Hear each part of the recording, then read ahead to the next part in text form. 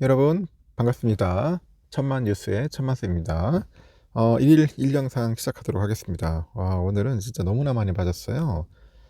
대한민국 국장이 이렇게 참 무기력하고 힘이 없다는 것을 아주 뼈저리게 오늘 또 겪어보게 된 것 같습니다. 상당히 좀 힘든 모습을 보였고 뭐 코스피 코스닥은 뭐 다 2% 이상 다 빠졌어요. 해외를 한번 잠시 보니까 중국 상해는 그래도 참 버티더라고. 희한하게 0.5% 올랐어요. 심천도 좀 오르고 0.16, 홍콩 H도 0.08%, 일본 니케는 1.66%좀 빠지고요. 그리고 대만 0.53% 빠졌는데 대한민국만 아주 유독실히 좀 빠지는 그런 모습을 보였습니다. 비트코인은 1억 2,450만 원 정도 하고 있네요. 이더리움 450만 원 정도 하고 있고, 이 코인판으로 다 돈이 몰려갑니다. 코인판으로. 그래서 코인 여러분들 하시는 분 있는지 모르겠는데, 제가 봐도 진짜 가관이더라고요. 응? 잘못했다가는 진짜 막 돈 날려먹기 딱 좋은 그런 모습도 있습니다. 오를 때는 또 신나게 오르는데, 떨어질 때는 아주 겁나게 떨어집니다. 하여튼 지금 참 모든 돈들이 코인판과 미국 쪽으로 가다 보니 국내 증시에 돈이 없어요.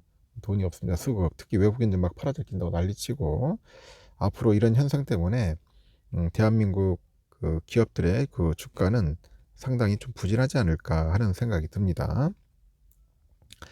때릴수록 강해진다 뭐 이런 이야기가 있던데 지금 반도체 섹터는 상당히 좀 좋진 않아요. 아는데 오히려 지금 중국의 반도체는 좀 나아지는 것 같기도 하는 그런 모습들을 보이고 있다는 거죠. 뭐 규제를 하니까 오히려 중국 애들이 더 살판난 것 같아. 더 살판난 그런 모습을 보이는 것 같습니다. 트럼프 2기 시대에 대비해서 중국 반도체 업계가 외국산 반도체 장비 구매를 늘리고 늘리는 한편 그 정부의 대대적인 지원을 좀 등에 업어요. 반도체 국산화로 가는 거야. 지금 보니. 그러니까 뭐 그쪽에다 수출 못하니까 아예 자체적으로 만드는 것 같습니다. 중국산을 지 말대로 국산화하는 거죠. 중국 반도체 업계는 외국산 반도체 장비 구매를 늘리면서 이 트럼프 시대를 대비하는 거죠.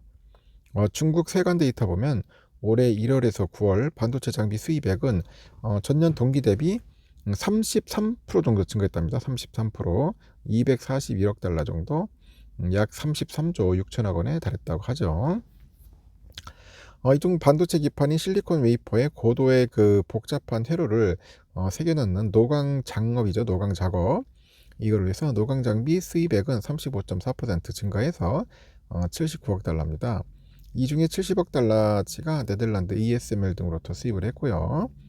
네덜란드 정부는 미국의 압력을 고려해서 올해 말로 만료되는 ASML의 그 대중국 유지와 그 보수 서비스 그리고 예비 그 부품과 제공 라이선스를 갱신하지 않을 가능성이 크다. 그런 이야기가 있습니다. 중국 업계는 미리 노광 장비를 구매를 이제 늘리는 한편 이 노광 장비 국산화를 이룩하기 위해서 힘을 쏟고 있습니다. 재원은 중국 정부의 전폭적인 지원이겠죠. 중국 정부는 자국 반도체 산업 육성을 위해서 올해 상반기 역대 최대 규모인 3,440억 위안 상당의 3기 빅펀드를 출시하는 등 그 반도체 기술 자립에 고삐를 재고 있습니다. 지난 9월에 중국이 반도체 심자외선이죠. DUV 노광 장비 국산화에 의미 있는 기술적인 그런 진전을 성취했다고 하네요. 중국 공업정보화부는 주요 기술 장비 리스트를 통해서 그 자국이 DUV 노광 장비 두 종을 개발을 해가지고 중대한 기술적인 돌파구를 마련했다고 합니다. 로이터 통신에 따르니까 중국은 반도체 기업을 중심으로 해서 트럼프 2기 행정부의 정책들에게 소외감을 느낄 수 있는 국가랑 기업 간 긴밀한 관계를 추구하고 이 자급자족을 2배로 늘리는 전략이 고려되는 것으로 전해집니다. 예를 들어서 중국 최대 파운드리 업체죠. SMIC 주가가 연중 40%, 지난 6개월간 66% 올랐는데 중국의 반도체 자립을 위해서 핵심 역할을 해냅니다. 올해 1분기 글로벌 파운드리 시장에서 점유율 5.7%죠. 처음 대만 UMC를 제치고 3등을 차지했고 2분기에도 3등을 지켰다. 그렇게 보시면 되겠습니다. 미중 무역 갈등이 심화되다 보니 오히려 미국이 중국과의 기술 분쟁에서 졌다는 분석도 있어요. 미국의 블룸버그는 트럼프 당선인의 무역 전쟁이 오히려 중국의 기술을 발전시켰다. 그렇게 이제 지적을 하는 거죠. 트럼프 당선인이 8년 전 처음으로 이제 그 대통령이 되면서 시진핑 국가주석은 세계 최대 경제 대국인 미국 없이도 대체되는 무역 경로를 꾸리기 시작해서 중국 경제가 상당히 도약했다고 합니다.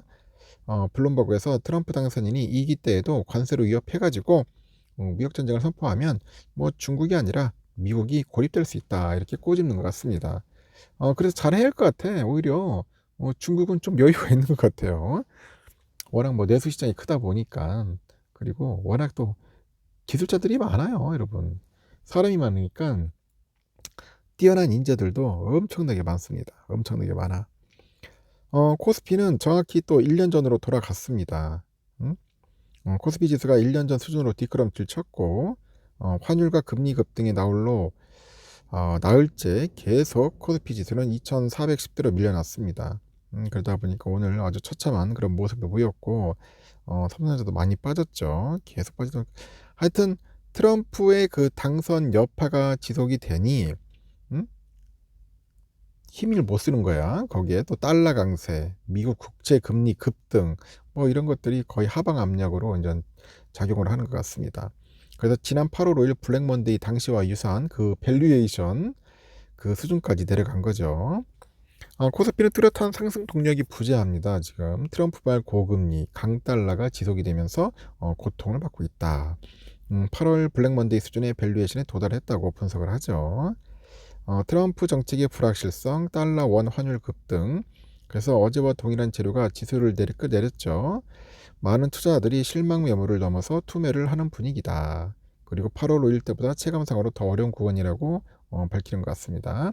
눈앞에 불이라도 끌 수 있을 정도의 약간의 촉매와 도화선이 필요해 보이는 것 같습니다.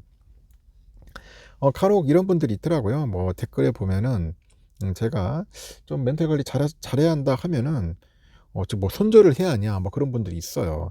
여러분 손절과 이 차익 실현은 본인이 알아서 하셔야 돼요. 그러니까 내가 그 상대방의 그 일거수일투족을 몰라. 뭐 주식을 몇 주 갖고 있고 평단가가 어떻게 되고 자금 사정이 어떻게 되고 앞으로의 그 모든 것들 다 모르는데 그냥 무턱대고 뭐 손절하세요. 아니면은 막 파세요, 사세요 할 수가 없는 겁니다.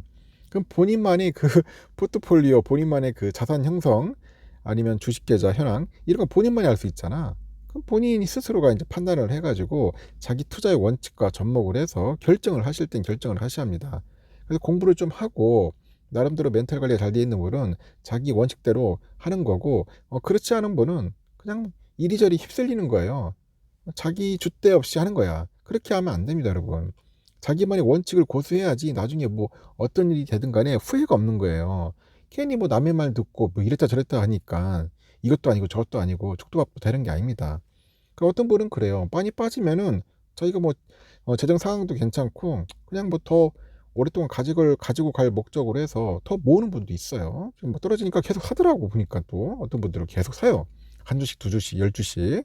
또 어떤 분은 사지도 못하고 이러지도 못해요. 그러니까 뭐 경제적인 사정도 안 좋겠죠. 아니면 또 겁나 가지고 못 사는 분도 있을 거라고. 뭐 이러지 저러지도 못해 가지고 안절부절하는 사람도 있습니다.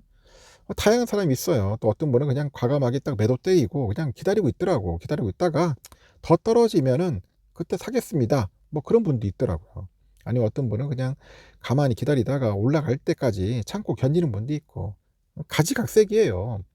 자기가 투자의 플랜 장기인지 단기인지 뭐 여러 가지 목표가 있을 겁니다. 그에 맞춰 가지고 자기의 그 투자 원칙을 잘 적용해서 결정을 하시라는 겁니다. 그렇게 해야지 흔들리지 않고 꿋꿋하게 나아가지 그렇지 않으면은 이게 죽도 밥도 안 되고 결국은 개판되는 거예요. 제가 뭐 이렇게 이야기한다고 해 가지고 모르겠습니다. 잘 이해를 하셔야 할 텐데 아직까지 그런 분들이 있어요. 그리고 뭐 댓글 보면은 간혹 비아냥거리는 분들이 좀 있더라고요. 아직까지도 그런 분들이 있습니다. 저는 처음부터 그랬죠. 제가 전문가는 아니에요. 저는 그냥 멘탈을 위해서 여러분들에게 얘기하고 새로운 소식을 하는데 저도 전문가 아니기 때문에 어떻게 다 맞출 수가 없어. 네. 이 주가 예측이라는 것은 여러분 진짜 신의 영역이잖아요. 신의 영역입니다. 저희 뇌피셜을 이야기하고 여러분들의 이야기를 또 듣고 하면서 제가 부족한 부분은 제 스스로가 인제 만들어 나가는 겁니다. 채워 나가는 거예요. 여러분들도 마찬가지예요. 여러분의 부족한 부분과 좀 개선해야 할 부분들은 여러분 스스로가 공부하거나 학습하거나 배워 가지고 해 나가야죠. 극복해 나가야 합니다. 이 어려운 시기일수록 멘탈 관리 잘하셔야 돼요, 여러분. 그렇다고 해서 뭐 영원히 뭐 떨어지고 망하겠습니까? 뭐 외국인들도 팔 만큼 팔 때까지 되면은 좀 멈추겠죠. 근데 아직까지는 제가 볼 때는 더 팔려고 하는 것 같아요. 그러다 보니까 자꾸 주가가 계속 빠지는 것 같습니다. 하여튼 이 어려운 상황 멘탈 관리, 정신 관리 잘하셔야 합니다. 하여튼 꼭 이겨내서 여러분이 원하는 그 수익 실현 하셨으면 좋겠습니다. 여기까지 하겠습니다. 내일 뵙도록 해요.